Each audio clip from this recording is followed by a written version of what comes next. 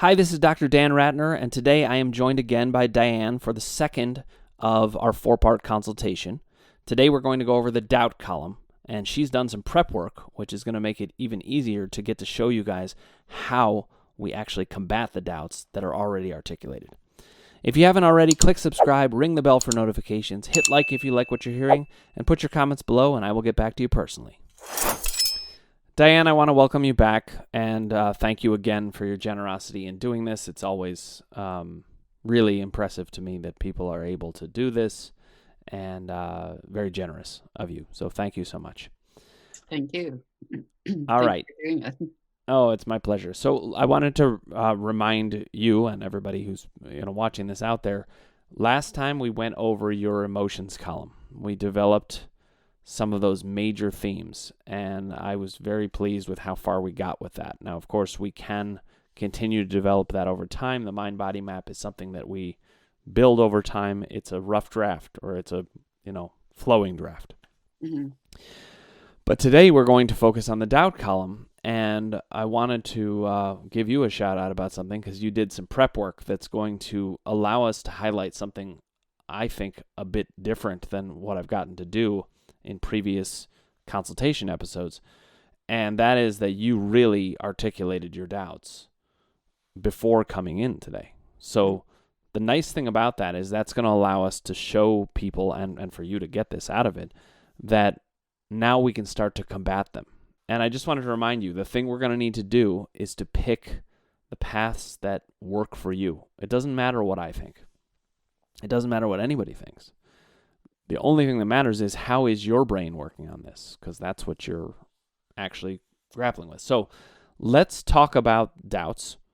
I'm just going to remind everybody out there that doubts exist on three different levels.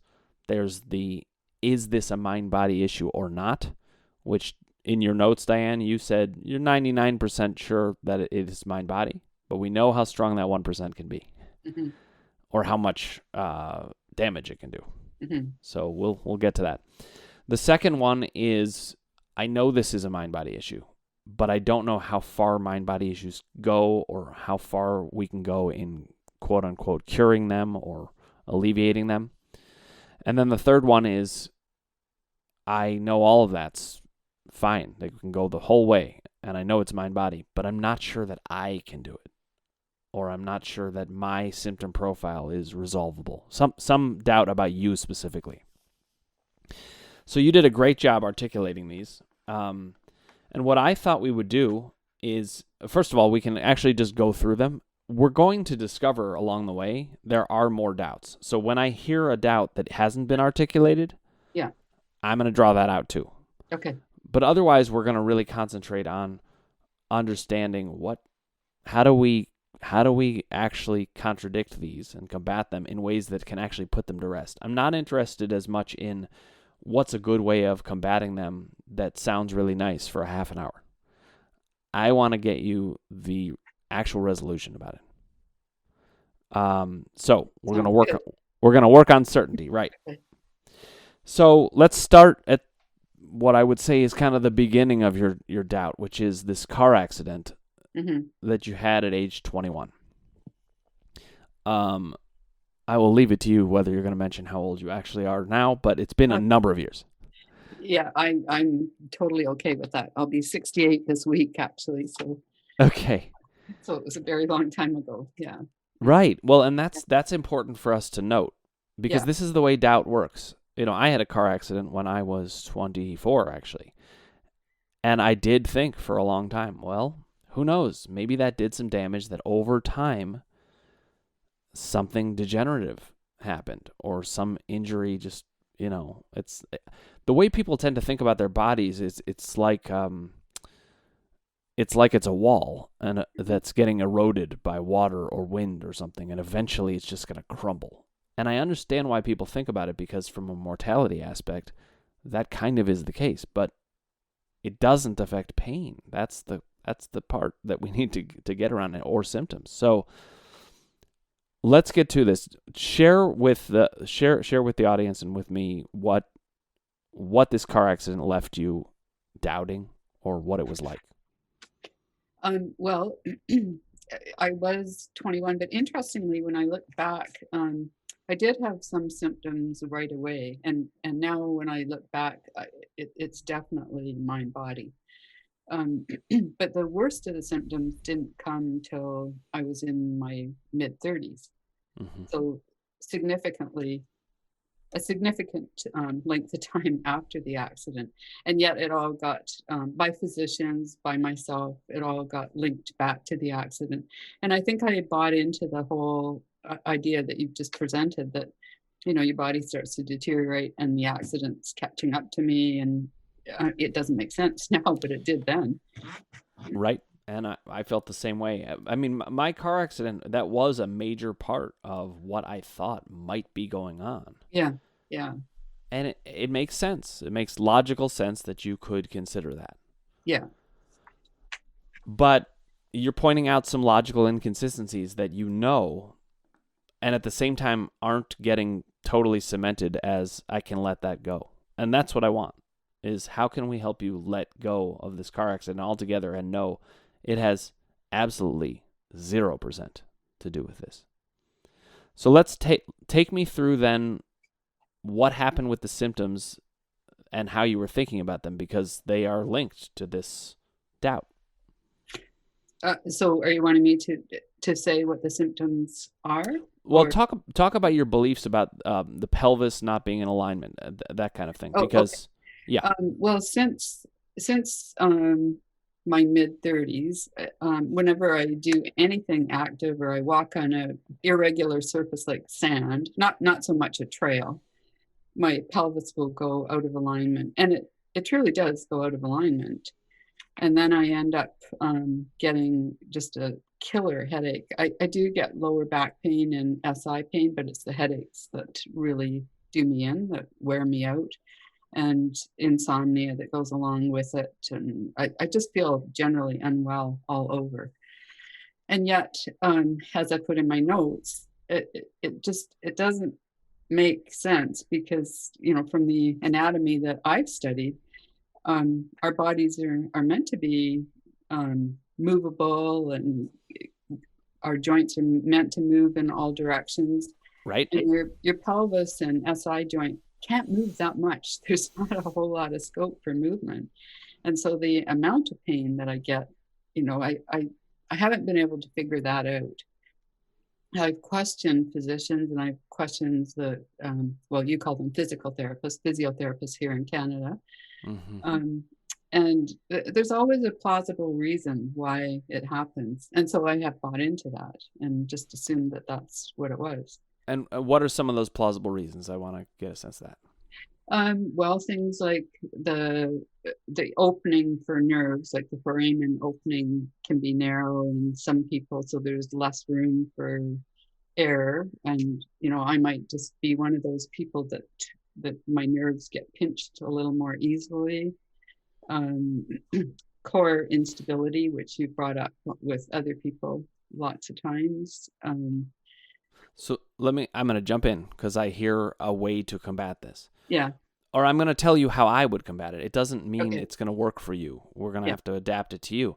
But one of the things that I rely on is the minute I hear somebody say, well, maybe you are just, I'm done.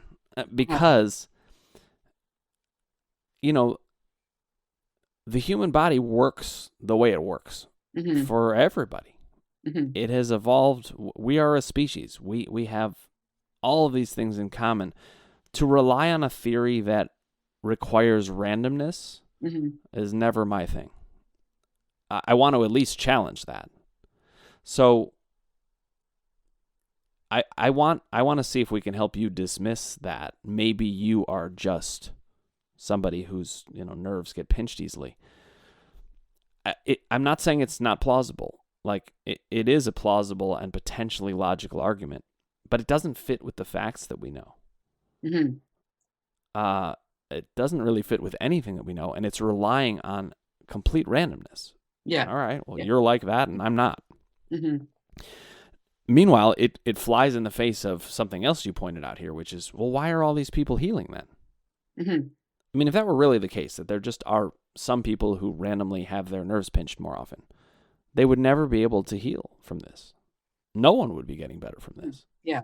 And in spite of years of working at core stability, I haven't achieved a place where, I'm pain-free from it. And Right? in spite of pain, I've remained as active as I can, and certainly walk a lot. And that hasn't done the trick, but I've worked really hard at it. So yeah, it hasn't worked. Yeah. Well, I mean, look, you have like professional athletes who are having these quote unquote injuries and pain, chronic pain. Do we really think their cores are weak? Mm-hmm. Yeah, That's exactly. that's insane. Yeah, yeah, yeah. So I have to ask you this, because we're working with your individual mind. Once you hear something like that, what stops you from being able to dismiss that? To say, you know what, that's one that I will never entertain again. I'm not sure what it is yet, but we need to find that out. I don't know. That's a really good question. It's almost like there's two levels happening in my brain.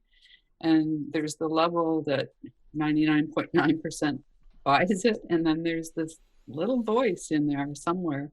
And even today, if I wake up in pain, if I wake up with a headache, my first thought is, I must have slept wrong, or I must have done this. Even though we've talked about this and I've read about it so much, something is still hooking me in. Right, that. right, and see, that's what we need to target. Yeah. This is what we do in a doubt column session: is Yeah. we find out what is happening. So Yeah. I have an idea about it. I want to share it with you, but this is a collaboration. It's not something where I know and you don't.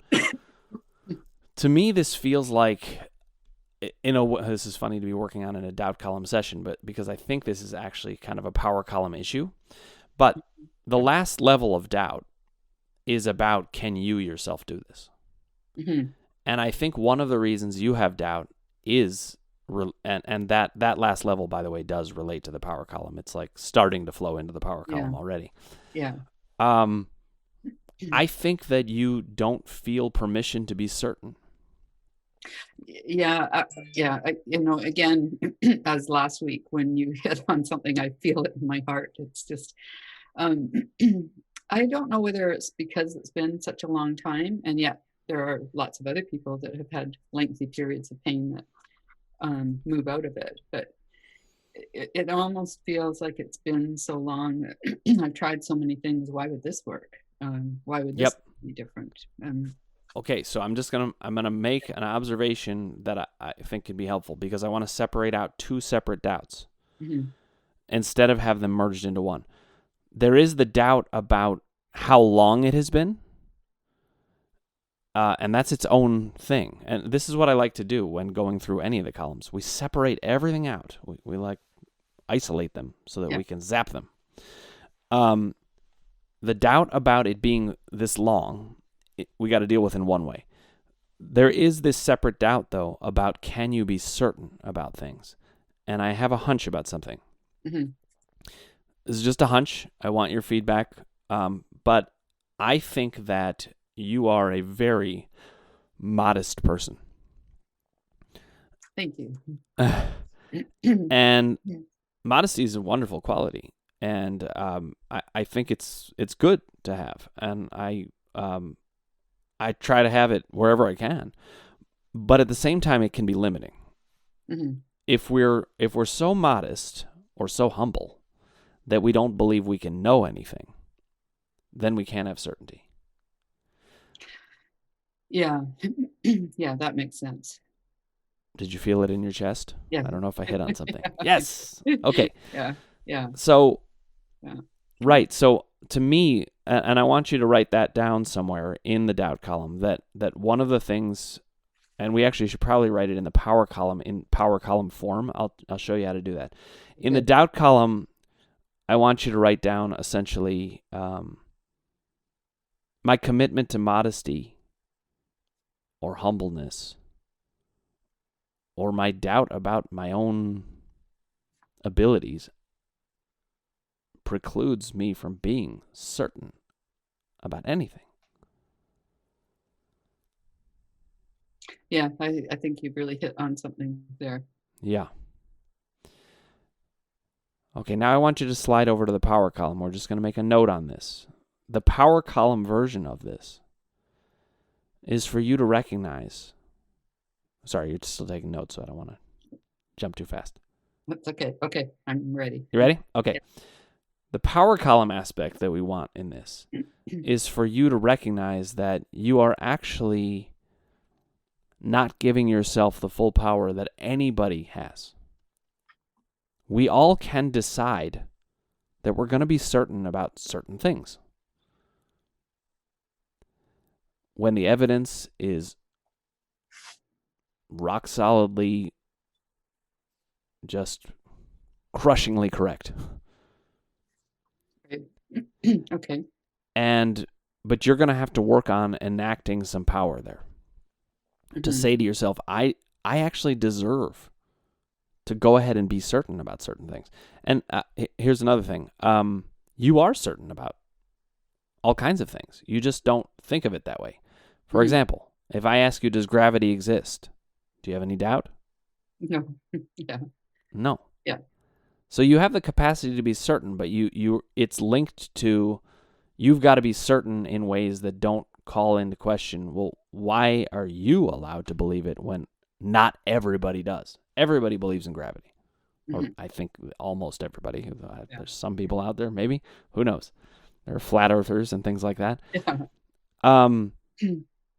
But I think we need to help you develop the skill to be certain about things that not everybody is certain about.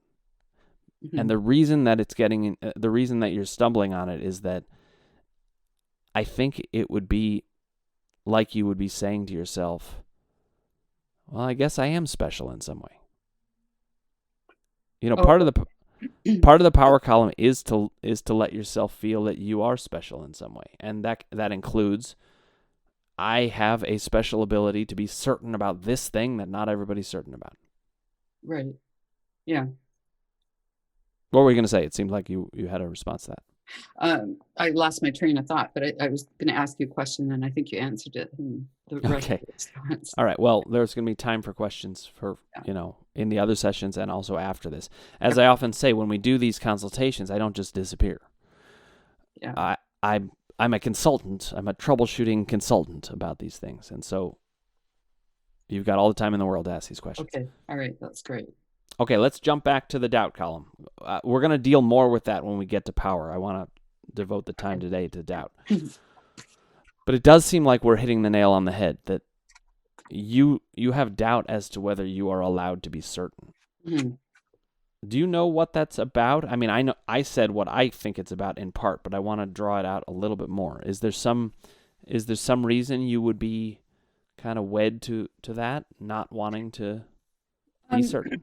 I think in many ways I have a pretty healthy self-esteem, but I think there's areas in my life that I second guess myself, and I think that probably happens from family of origin. And again, not blaming my family, just the way they frame things and how I'm wired is a little bit different. Yep. I actually, when I was reading your notes, that jumped out at me because it's certainly very familiar to me. Yeah. I have actually very high self-esteem in some ways, and then low self-esteem in others, in a way that seems almost strange to have side by side. Yeah, exactly. I wouldn't probably tell the average person on the street that, because I think I come across as being fairly high in self-esteem, but yeah, there's areas that I question myself, and whether I suppose at some level even deserve to have that opinion, and I think that it's family of origin stuff that's come up, right? And again, it may just be the way I've interpreted things from my family. It may not have been their intent, but still. Okay, but this brings up another part about how doubt is operating in you. Like me, or more like I used to be before I kind of solved doubt some and developed the power column a bit more, I used to doubt my own perception about just about everything. Even when I was 99.999999% sure. Mm-hmm. I'd be like, well, listen, I mean, I can get things wrong, Mm-hmm. or I need to take the other perspective. So goodists, we are people pleasers. We Yeah. are always on the horizon for what am I missing? What am I doing wrong? Mm-hmm. What's the other perspective? And to solve doubt, we need to do that thing where we dip into black and white thinking. Right. You are allowed to keep the other perspective a lot of the time, Mm-hmm. but not when it comes to certain things. We don't want you to keep the other perspective in mind when you question, could that car accident have caused this? We don't want you to have any other opinions in your head about, Yeah. does pelvic alignment relate to these things? Right. And this is a power column thing too. To be fiercely in your own corner about these things, Mm-hmm. that's, you use black and white thinking, and you use it with no mercy. No mercy for the doubts. Yeah. None. We Yeah. got to attack them. Yeah. And it's not in your nature to attack, which I appreciate about you. Well, I can, but I don't very often. And then if I do, I don't feel very good about myself. So Right. Mm-hmm. And what I want to do is, and this is part of the like doubt action step, is give yourself permission to, in a very targeted way, do some black and white thinking that is very attacking. Now remember, you're not attacking anyone, Mm-hmm. but you're attacking doubt. Right. You're attacking illogic. Yeah. Nobody gets hurt in that. Yeah, exactly. Yeah. So, let me check in with you about a couple of aspects that are causing doubt. All right. So the idea that your pelvic gets out of alignment, you say it does. Mm-hmm. I'm not arguing that it does or it doesn't, but I want to hear from you. What's making you say that it does? I can, well, I've done some deep tissue body work, so I've done a fair amount of anatomy, but I can lay on the floor and feel it. And the ASIS, your two bones at the front, I can feel them kind of shift right over. So I can palpate them and feel that they're out. Okay. And then how do you get them back in?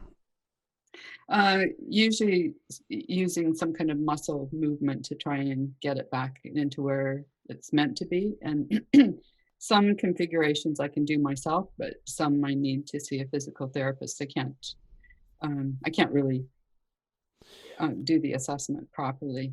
Okay, so I'm going to give you my take on this. Mm-hmm. This is just my take, and I don't expect you to just, swallow it whole. But I want to give it to you so that we can start to kick around this idea.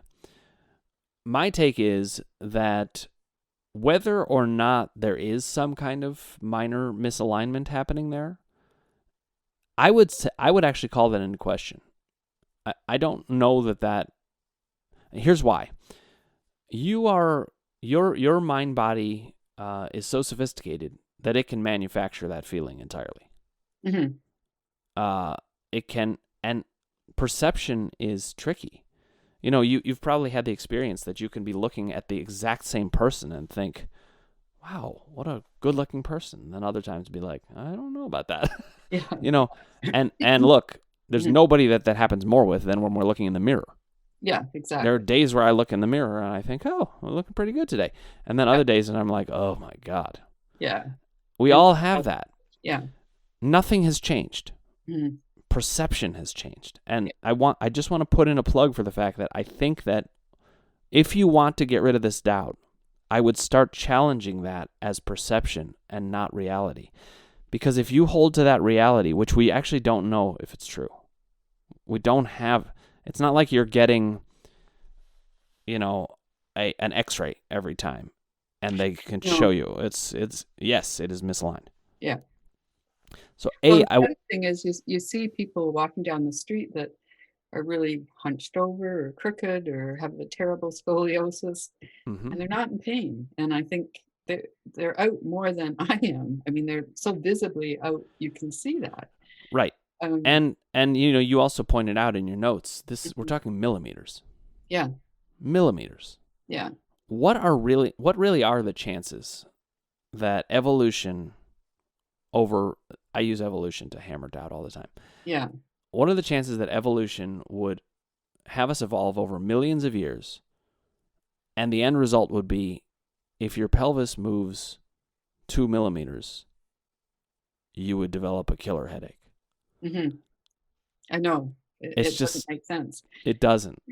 And I'm Uh, sure if you took 30 people in a room and assessed all their pelvises or their backs, nobody's symmetrical. yep. Um, And I don't know if you saw the video I just did on the placebo effect, but yeah, I did. Yeah. that's right. You commented on it. Yeah. So I think it's a really important one for Mhm. people to watch. And it's always been an important idea to me because it is the strongest proof we have that the mind can convince the body and make any bodily experience happen. Mhm. Any experience. I mean, I'm not. That's not very limited at all. Again, I say for life and death things, yeah, that's more medical or environmental, and doctors take care of that. But people lose their spouses, and they are more likely to actually die within 6 months. Mhm. And that's not all because they stop taking care of themselves.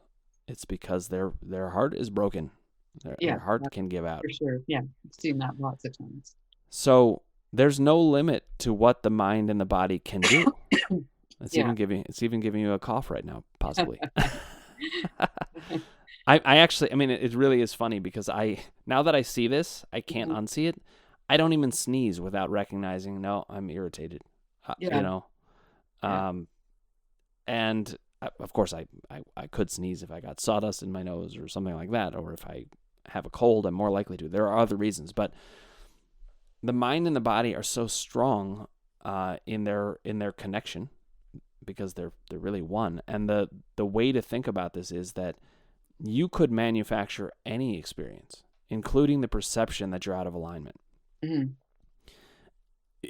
including the reality that you're slightly out of alignment. But I don't want you to think about it that way because it locks you in Mhm. to a partly structural model. Mhm. So I want you to either think of that. I don't want you to think like the term misalignment. Mhm. That will cause you pain in and of itself. It Yeah. sounds painful. Yeah, it does. Yeah. So I wouldn't think about it that way. I mean, like, if I hold up my hand and I move is my finger now out of alignment? No, it just Mhm. moved. Yeah, it's a dynamic process, and it should Right. be Your able to. pelvis moves. Yeah. It's not out of alignment. This is how I would think about it. Mhm. Don't think of it as out of alignment. Think of it as it's in motion, Mhm. and it is perfectly capable of being in motion. Mhm. What's ending up happening instead is you've got a worry. You've got a worried perception. And that does then lead to things. I have to say, I have been completely blown away by the power of the mind. I'll give you an example.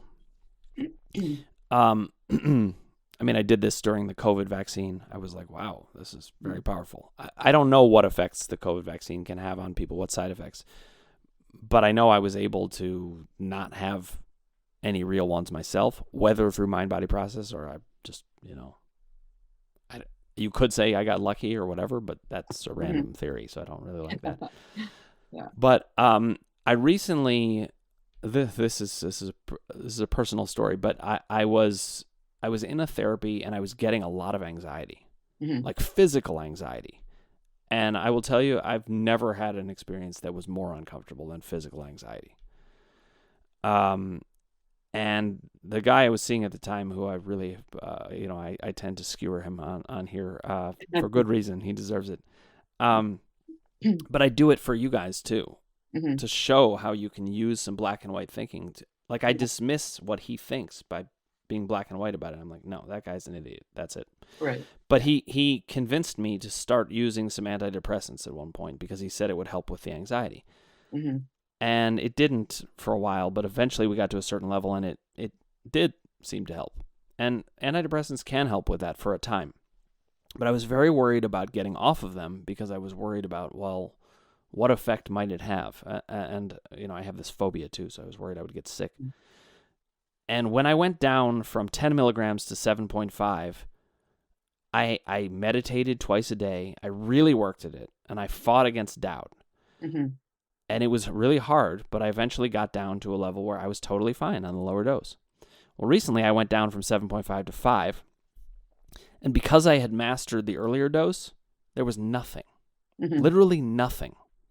I had gone down the exact same amount. Mm-hmm. In fact, it was an even higher percentage of what I was taking. So you would think that if this were serotonin-induced or whatever, I'd have a response. Mm-hmm. There was nothing. Yeah. Mm-hmm. It's pretty crazy how far this can go. Now, what I think doesn't matter, but hearing this kind of thing, I want to apply it to you and this pelvis thing. You do not want to call it out of alignment. It's never out of alignment. It's just moving. Yeah. Do you think that could help you put it to rest? I hope so. As we were talking, I was just thinking, reflecting back of different things that have happened to me where I've used that and thought, I am not going to let this bother me. This isn't going to be an issue, and it hasn't. Something that potentially could have or should have. So I've had successes in that. So I hope so. So listen, there's no pressure to have that happen, but let's use it and let's keep discussing this because I really think it ultimately will be the case that we can get you there. Yeah. But we got to start. I did a podcast on subjective language as well, which I actually can't remember if we released it yet or not. I can never remember. It's a blur. But misalignment is a word that's going to carry meaning. Yeah. You want to throw out any word that cements doubt. Yeah, that's an emotionally charged word for me, for sure. When I hear that, I already start to feel the pain. So right, yeah. And you know what? Killer headaches. Yeah. Let's get rid of that. Those words. Mm-hmm. Definitely, let's get rid of killer. Yeah, for sure. And now, when I say that, I do want to continue to empathize, though, because mind-body pain is the worst pain I've ever had. And now that I understand that physicalized anxiety was also mind-body, yeah, by far the most uncomfortable experiences I've ever had have all been mind-body. Yeah, and they're like 100 times worse than other things. Yeah. And I think indirectly it's all contributed to my transplant. I don't think that, the viral infection was mind-body, but I think my body was worn down enough that it made me more susceptible to it. Well, and it also probably has exacerbated what its results were. I mean, you had to have an actual transplant. It's like this real medical stuff, which, I was blown away about hearing in the last session we did. But we have to be medically careful when there's anything that is life or death. So I'm glad you rely on doctors for that. Mm-hmm. They'll keep monitoring the liver and all that stuff. But we also can challenge doubt. Whatever that brings up. Like, people can become convinced of anything. They could be like, well, I don't know what a liver transplant does. Maybe it gives you headaches. Mm-hmm. Or maybe it, leads you to have brain fog. Things you mentioned in your notes. Mm-hmm. We can believe all kinds of things. And I sometimes catch myself believing something that I didn't realize was a belief. I just thought it was a fact. Yeah. Well, I think in a positive way, I use the mind-body things to recover from my transplant, because I just, in my mind, I was not going to let that stop me. Mm-hmm. And it didn't. And in spite of all the other problems where potentially I could have had a much more difficult recovery, I didn't. Because I just planted that seed. I was not going to let that stop me. So I know I can do that. I can use my mind in a positive way. So I will overcome these doubts. And look, if you're capable of doing that, which is that's pretty fantastic that you were able to do that. If you're capable of doing that, then the doubt that you have, maybe I can't get past this, or maybe it's been too long. Mm-hmm. What you already did was Herculean compared to that. Yeah, that's true. You have to remember that. Yeah. You know, here's the thing about the length of time. Let's deal with that doubt. Mm-hmm. It doesn't matter how long it's been, except that the doubt is stronger the longer it's been there. Mm-hmm. So the only factor is that the doubt is stronger, but there's nothing else that's limiting you. And once you let in that idea, then we can deal with the right problem. Okay, the doubt is stronger, but should it actually matter? If you're actually convinced that this is a mind-body issue, Mm-hmm. then it's all about what your mind's thinking, no matter how long it's been. Yeah. Yeah. Now, here's the question I have for you, and you're very easygoing, you're very agreeable. I don't want you to just agree with me. Here's what I don't want. I don't want you to agree with me and then go home and doubt. Yeah. You gotta push back. Okay. So, of these things that I've said, have we moved the needle at all on any of them? And it's okay if we haven't. I think the length of time that I've been in pain, there's a little bit of doubt there where I think, is my brain even capable of rethinking things? Do I have a pattern that's so ingrained? It's not so much I think my brain is broken, but more the patterns of thinking are so ingrained that can I change it? So I don't think I have a faulty functioning brain, but Okay, so how are you thinking about this in terms of things being ingrained? Is that a neural pathways kind of argument, or what? Yeah, I think so, that it's just become such a pattern that I don't even know how to think in a different way. I don't know how to put it together. And so let me pose an alternative viewpoint though, okay. that I just want you to consider. I don't expect you to just accept it. Yeah. You could say that you're stuck in a way, but we could describe that stuckness in different ways. You could describe it as, I'm stuck in neural pathways, or I'm stuck in psychological experience, or I'm stuck in biology in some way. But I want to add to the list, you're just stuck in a mindset.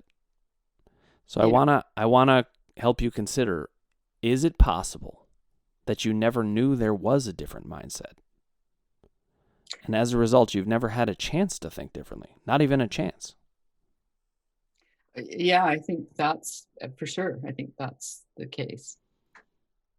So then if that's the case, and I hear you've got some certainty about that, where your doubt is, but can I really learn to think differently anyway? Did you see how I pinpointed the doubt a little bit there? Yeah. So now what we want to think about is this. If we know that human beings are capable of changing their mindsets, and we know that their mindsets can change all kinds of things. Yeah. And you're a human being. Yeah. Then we've got a nice logical loop that tells us you can do it. The question now is not can you do it? The question is, what do you need to be able to do it? Yeah, exactly. That's the question. And here, go ahead. I'm learning other things, so I should be able to learn a new. Right. See, that's the thing. What you need is new information. Yeah. And that's what I'm here to provide. Yeah. The new information. For example, I would say it's probably, in a lot of ways, new information that you could have the perception of pelvic misalignment without it even actually being true, let alone the fact that it's irrelevant anyway, because the pelvis can just move. Yeah. Yeah. So we're feeding new information. And the idea of take that word misalignment and throw it out of your vocabulary with respect to this for the rest of your life. That's new information. Do you agree with that? Yeah. I totally agree with it. Okay. Yeah. The idea that these things lead to headaches, I want to tell you, they're a trigger for the headaches. but there's no reason they should lead to the headaches. I'm not saying what you're thinking is completely implausible or illogical, but Yeah. it happens to be incorrect, Yeah. which is good. So It's good. it's your doubt will start to come down when you realize you don't have to be superhuman. Mm-hmm. You don't have to do anything all that different. The only thing that we need to do is change the information that is inside you. Mm-hmm.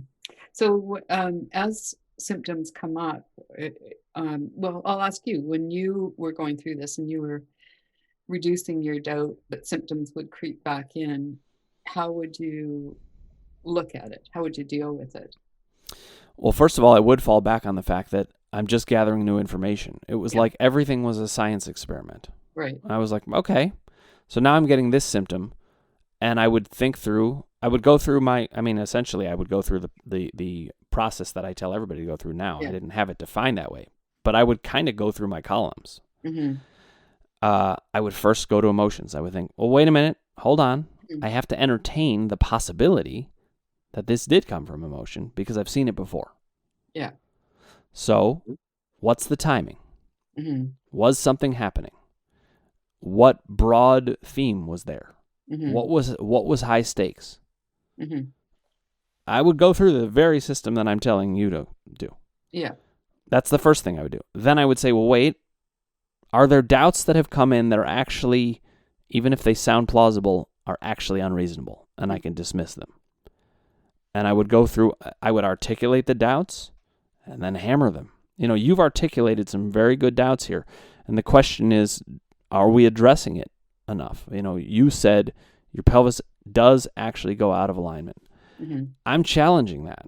I'm saying, I'm with all due respect, I'm not saying it, thinking you were thinking anything wrong or even that what I think matters more than you. But I want you to at least consider maybe that's actually not true. Yeah. Maybe it isn't. And as I say, maybe if you took a room full of people and checked them, they'd all be in different places with their pelvis. I can guarantee you that's true. Yeah. In fact, that's what we found. They studied people who were asymptomatic, Mm-hmm. people who were just not having symptoms at all, Mm-hmm. and they were completely asymmetrical. Mm-hmm. Their MRIs were train wrecks a lot of the time, or sometimes they were totally fine, but there was just no correlation whatsoever. Mm-hmm. Okay, now let's move to you. I'm just going to go through a couple of other doubts that you raised. You said science and logic. As a nurse, you were trained using science and logic, but some of it turned out to be quite inaccurate. Mm-hmm. So you're skeptical of science and logic. Not really, but you're skeptical of certain applications of it. What I want to tell you is here, in terms of what we do, we will throw out anything that proves to not be true. That's true science. So, would you agree with that? That if we are willing to throw out anything that proves to not be true, and we are not going to ignore any data that does prove to be true. Right. Yeah. Does that sound like better science? Yeah, for sure it does. Good. See, that's the way that we could dismiss that. You could say, I'm allowed to be skeptical of anything that's wrong. Mm-hmm. The good news about my system and the way we're talking about it is we're not going to throw out anything that's correct, and we're not going to accept anything that is partially wrong or fully wrong.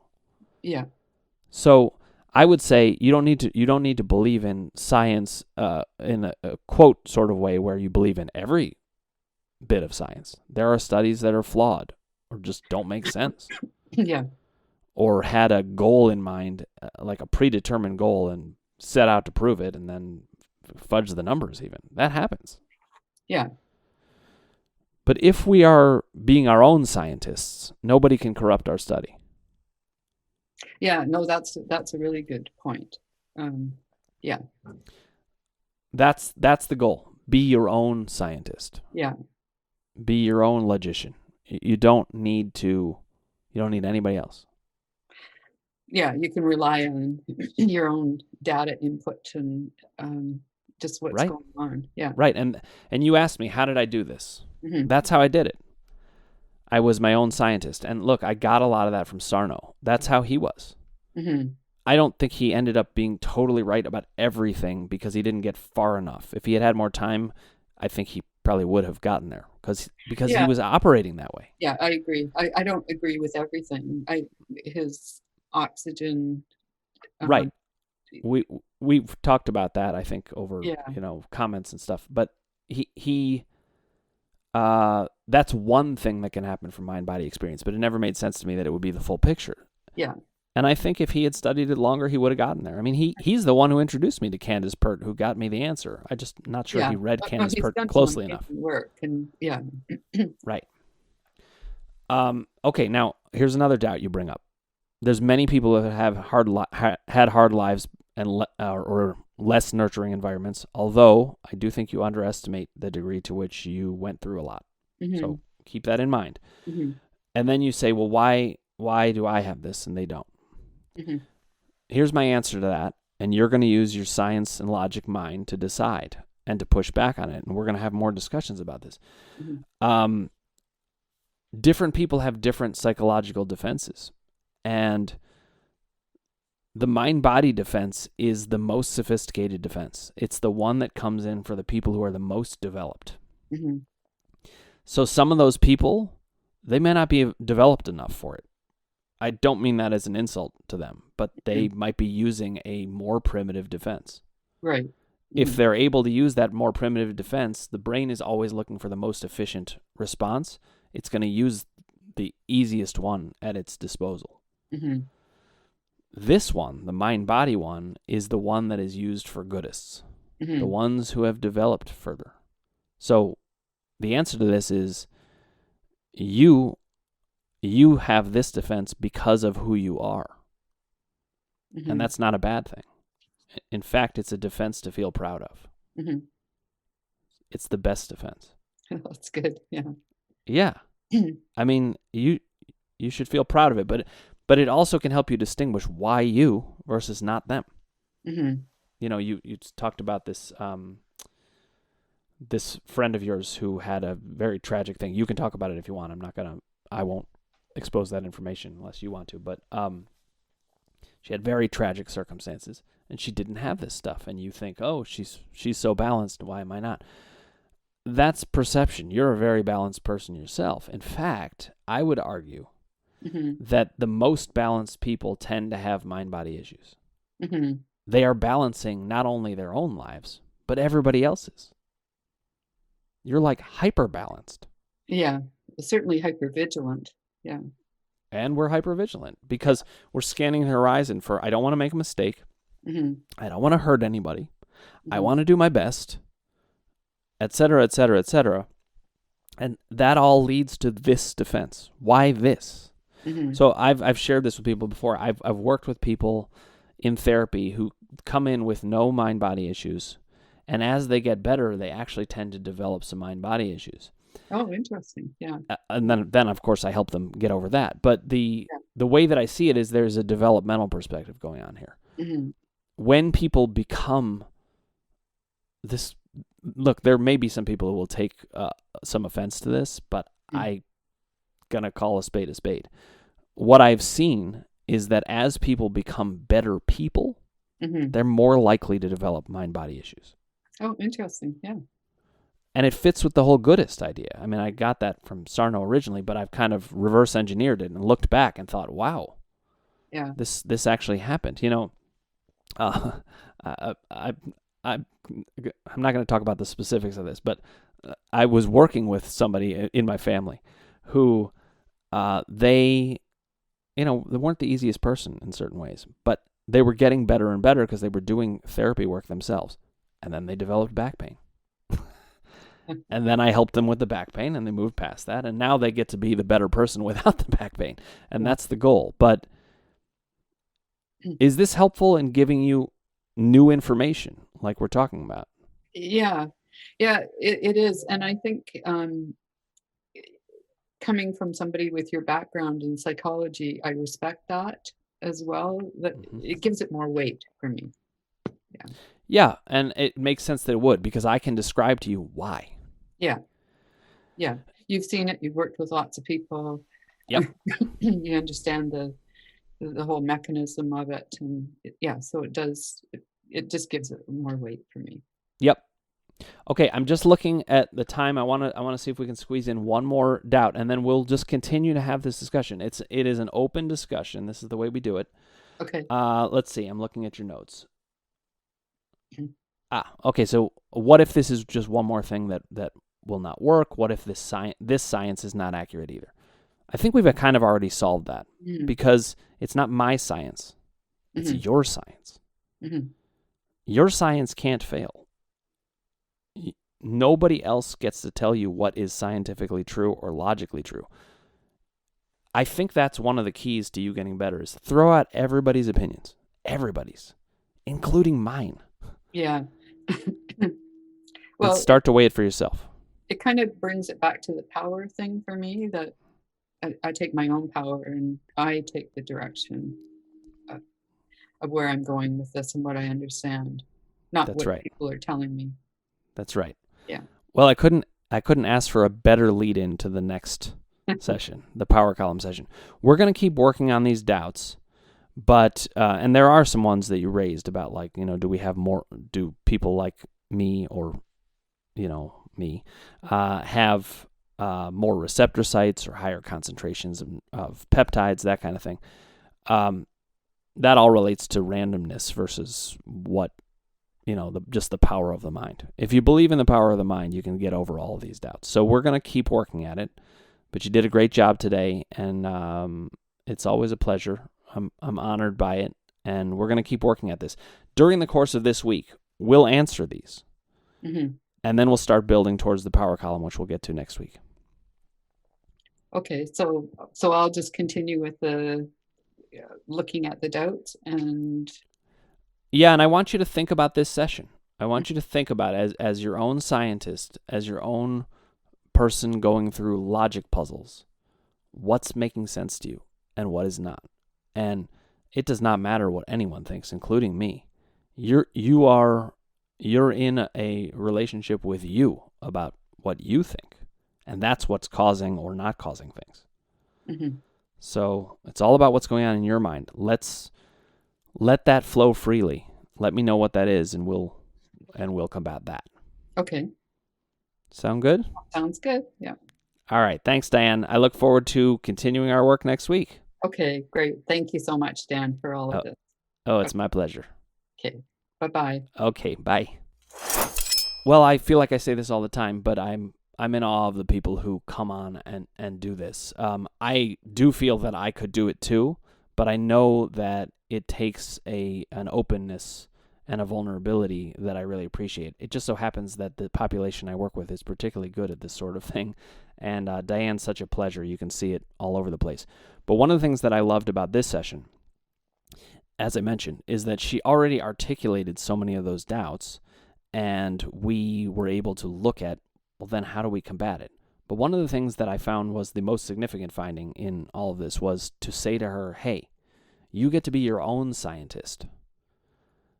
We do not have to trust the science of other people that could be skewed. A true scientist throws out information that is bad and does not throw out any information that is good. That's science. If we're doing it right, we're going to be good scientists, and Diane clearly can do that. This is all about getting her the right information, and that is how you get to a point where you won't be skeptical anymore or have doubts. The last thing, and this goes into the lead into the power column work we'll do next session, is the idea that it's hard for her to feel certain about anything because it's attached to her humbleness and her modesty. And so we're going to need to work on that next session, but we've really got a good beat on, I think, what's going on with her. I hope that was enjoyable for you. I had a great time, and I think it was very helpful for Diane and hopefully for all of you. So if you haven't already, click subscribe, ring the bell for notifications, hit like if you like what you're hearing, and put your comments below, and I'll get back to you personally.